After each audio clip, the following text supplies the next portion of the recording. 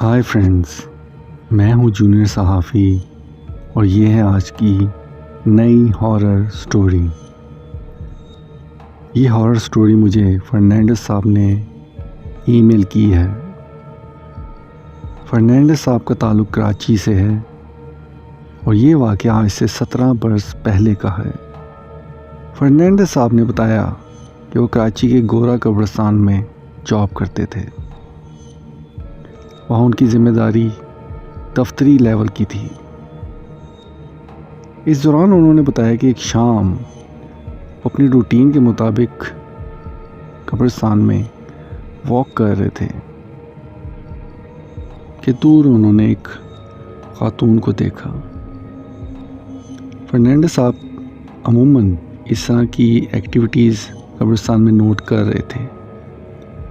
अक्सर वहाँ पे नशा करने वाले लोग छुपकर अपनी नशे की तलब पूरी करते थे, लेकिन एक खातून का शाम के वक्त कब्रिस्तान में मौजूद होना बड़ा अजीब लग रहा था। फर्नांडिस साहब ने उसे आवाज़ दी कि अरे रुको, क्या कर रही हो वहाँ पे।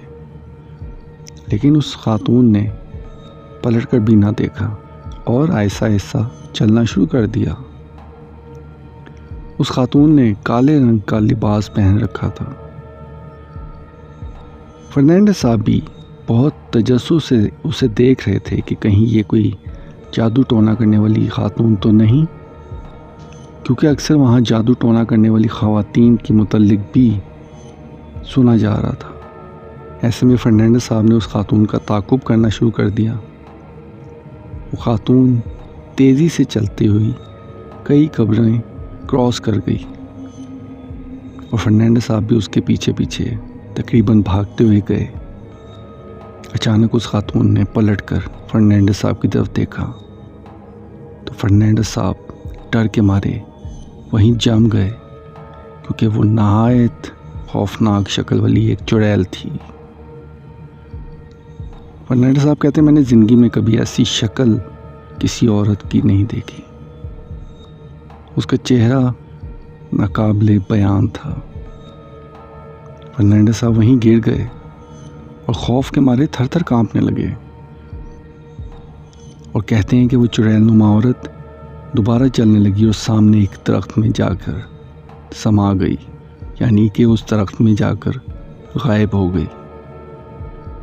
इस खौफनाक वाक़े की वजह से फर्नांडिस साहब कई दिनों तक बीमार रहे। कहते हैं कि ये वाक़या नाकाबिले बयान है कि जो मेरी कंडीशन उस औरत को देखकर हुई थी। और हैरत की बात यह कि मुतादिद बार उस औरत को वहाँ देखा गया है, गोरा कब्रिस्तान कराची में। तो नाज़रीन, आपको ये हॉरर स्टोरी कैसी लगी? उम्मीद करता हूँ आपको पसंद आई होगी।